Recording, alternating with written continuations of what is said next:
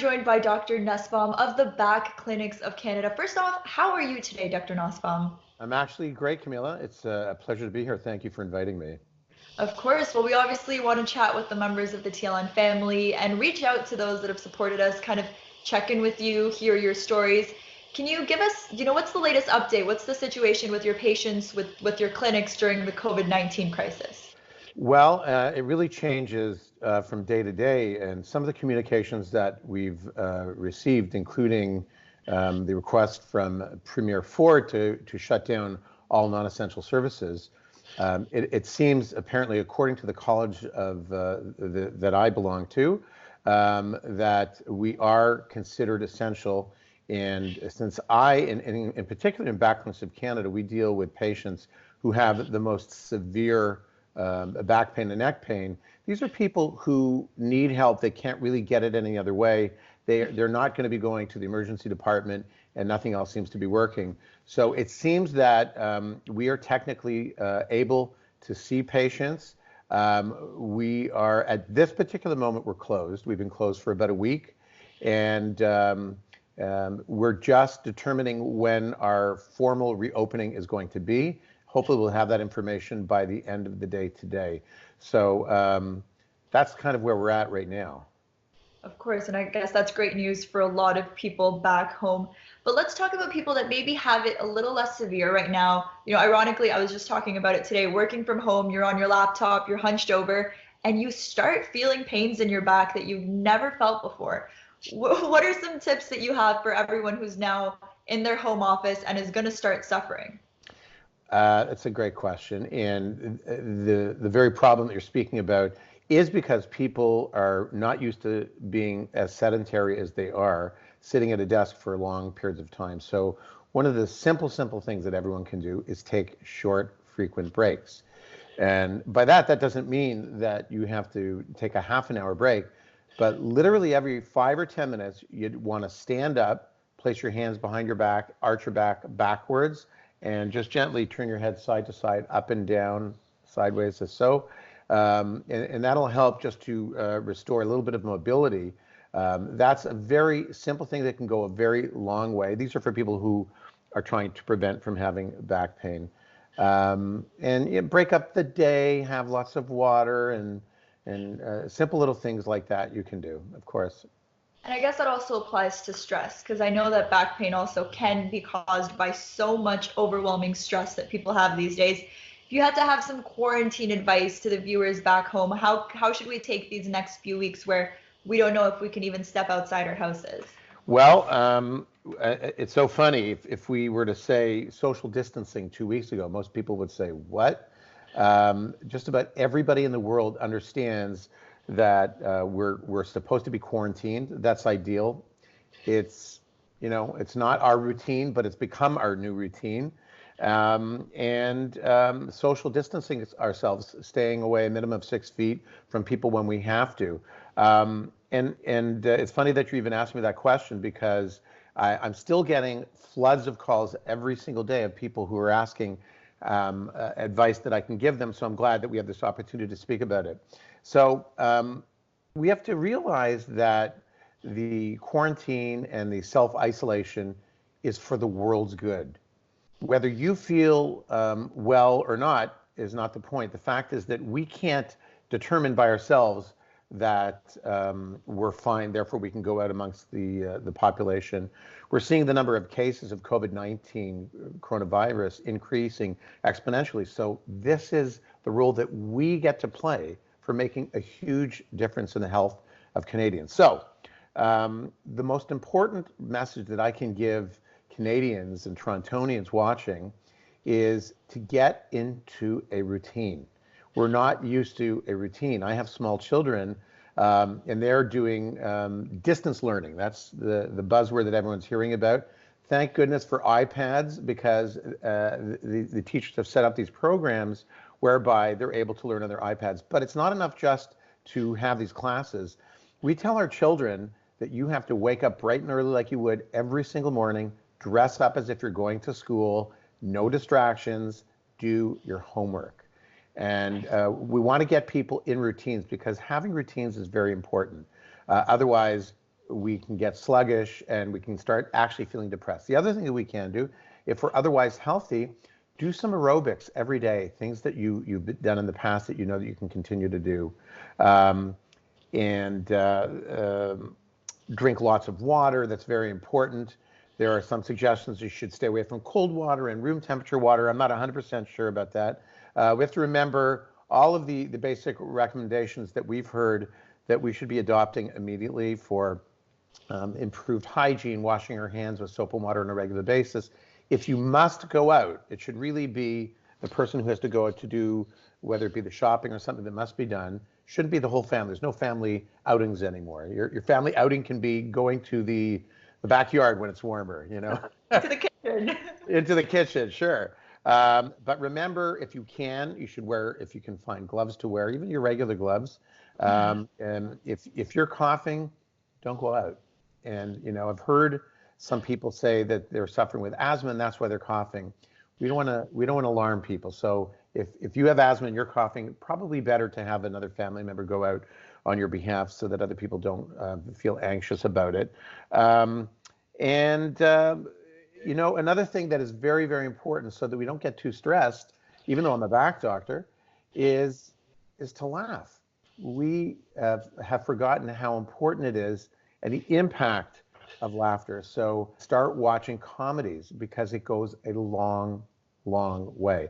Look, nobody could ever have wished upon the world that the coronavirus should spread, but there is on the upside the benefit of our family coming closer together and an opportunity to spending time with each other that we never could have in any other occasion.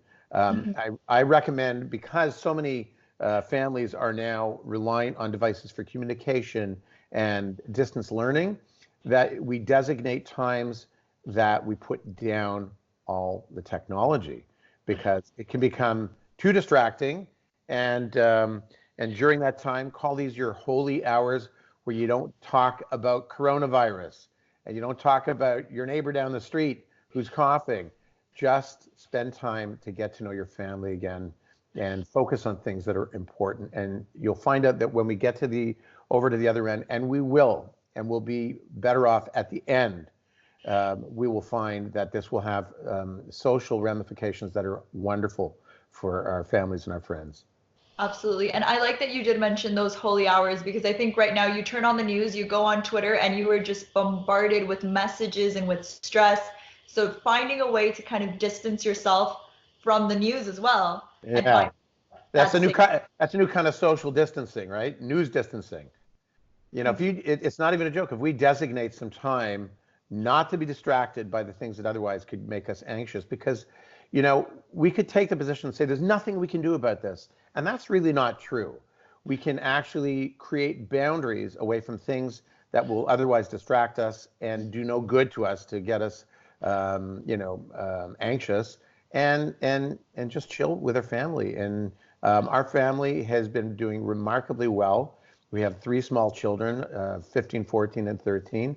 And it's like we're on kind of like a summer vacation. They wouldn't agree because they're still in school, mind you. And I'm still going to work every day and answering calls and such, but it can be really positive too. No, you definitely have a lot of time for reflection. And I think the sooner that Canadians realize we need to stay home, the sooner this will all be over. So it's definitely. Absolutely.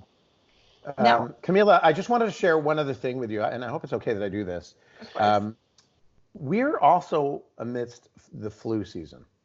And as you know, during the flu season, people cough. And often people who have back pain, when they cough, their back pain feels worse. So that becomes a question on many people's minds. It's like, well, if I cough, I'm going to hurt my back. What do I do about that? And something that's very interesting is there is a certain body posture that you can adopt when you feel a cough coming on that can actually reduce the likelihood of aggravating your back pain. And can I just describe that with you for a moment? Absolutely. I think that's definitely important. And we're back clinics in Canada. We deal with patients who have severe back pain all the time. And by the way, the people that we see typically are suffering from back pain that arises out of irritation to the disc. So look, if you're going to cough, you should always cough into your elbow for sure, because we don't want to risk your spread. If you are quarantined, you're not around anywhere else, or if you have a mask and you feel a cough is about to coming on, or a sneeze, the best thing to do, the best posture, is to stand as upright as you can, shoulders back, ears over your shoulders. And the key is to take your hands, put them behind your back, right at the belt line, and start pulling upwards just at the time you feel a cough. And what that does is it actually reduces the air pressure that would have otherwise pushed down on your discs, that would have aggravated your back pain. It's a simple little thing to do. Now, if you are in public and you're coughing, you can't put both your hands down, because we know we just can't cough out in the public. You can cough into your elbow, put one hand behind you and pull it up, and that'll make a difference. It's a little thing and goes a long way.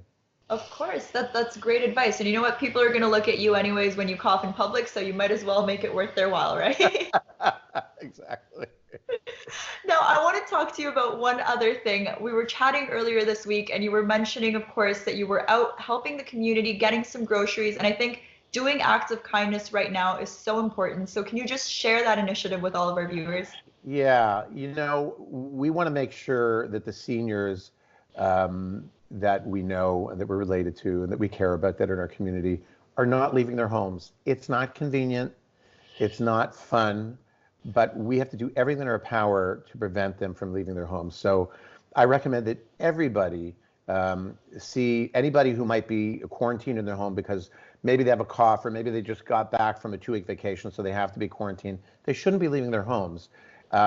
It's a great thing doing these random acts of kindness. Let's not make them so random. Let's go out of our way and contact the people that we love, that we know that we can help them, because we have to shop for ourselves. It's not so hard to pick up a few of the things for people. And the question once came up, oh my gosh, how are they going to pay me the money when I can't get close to them? Should I put it in an envelope? Should I walk away? No, you can have the money e-transferred. It's not a problem.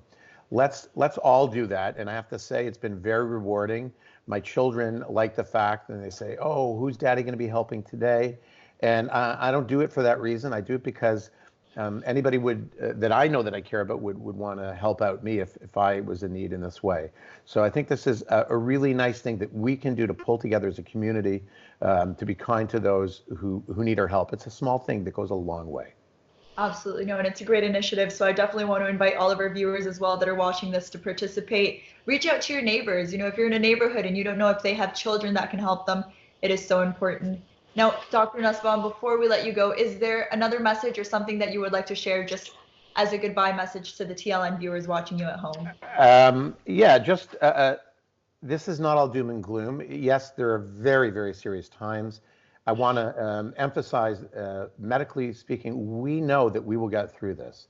It's not a question of if, it's when. So in the meantime, I urge every Canadian that's watching this to take all of the initiatives that we've been asked to consider 100% seriously. Do not go out if you absolutely can help yourself from doing so. Isolate yourself. Wash your hands with soap and water on a regular basis, because any of the virus that could be transmitted to a surface, you can pick it up within a few minutes. And if you're constantly washing your hands, then it can't survive in yourself. Disinfect, use your hand sanitizers, and take these things very seriously. Cough away from people into your elbow. But most important, know that we are not helpless. We are absolutely able to take on this responsibility and to stay in the raft for as long as possible, so that our community can heal together, get back on our feet. And thank goodness we have TLN that is promoting these great initiatives and interviewing people for this purpose. And life is going to get much, much better. And it's already good in this way by thinking of what we can do for each other and banding together. In a way, I think our communities are going to come closer together and stronger. And I look forward to coming on the other end of this and celebrating with everyone publicly that we're going to be healthier and stronger and happier at the other end. Absolutely. Well, thank you so much, Dr. Nusbaum, BAC Clinics of Canada, for joining us today. And of course, we wish you the best during this time. You too.